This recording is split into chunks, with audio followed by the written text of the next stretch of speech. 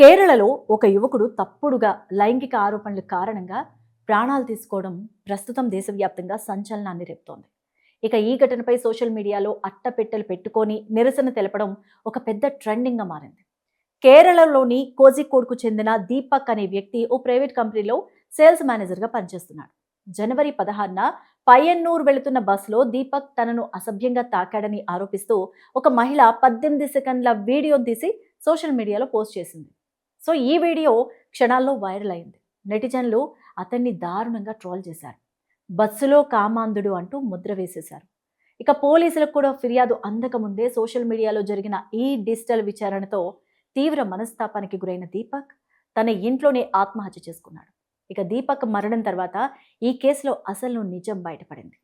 ఆ వీడియోలో దీపక్ తప్పు చేసినట్టు ఎక్కడా ఆధారాలు లేవని, కేవలం తనను చూశాడనో లేదా పొరపాటున చేయి తగిలిందనో ఆ మహిళ తప్పుడు ప్రచారం చేసిందని అతని స్నేహితులు, కుటుంబ సభ్యులు వాదించడం మొదలుపెట్టారు. ఇక ఈ క్రమంలోనే మీడియా విచారణ, సోషల్ మీడియా ట్రోలింగ్ బాధితులకు సంఘీభావంగా యువత అంతా అట్టపెట్టెలను తలకు తగిలించుకొని లేదా చేతులతో పట్టుకొని నిరసన తెలపడం మొదలుపెట్టారు.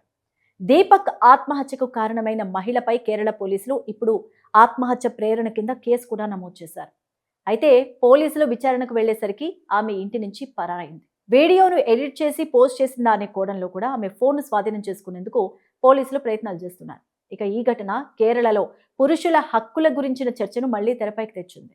సాక్ష్యాధారాలు లేకుండా కేవలం సోషల్ మీడియా పోస్టుల ఆధారంగా వ్యక్తుల వ్యక్తిత్వాన్ని హననం చేయడం ఎంత ప్రమాదకరమో ఈ ఉదంతం నిరూపిస్తుంది. అందుకే మలయాళీ సోషల్ మీడియా ఇన్ఫ్లుయెన్సర్లు, సామాన్య ప్రజలు అందరూ ఏకమై మగాళ్లకు గౌరవం ఉంటుంది అంటూ ఈ అట్టపెట్టెలతో నిరసనను కొనసాగిస్తున్నారు. మరి దీనిపై మీ అభిప్రాయం ఏంటి అనేది కూడా కామెంట్ సెక్షన్లో కామెంట్ చేయండి.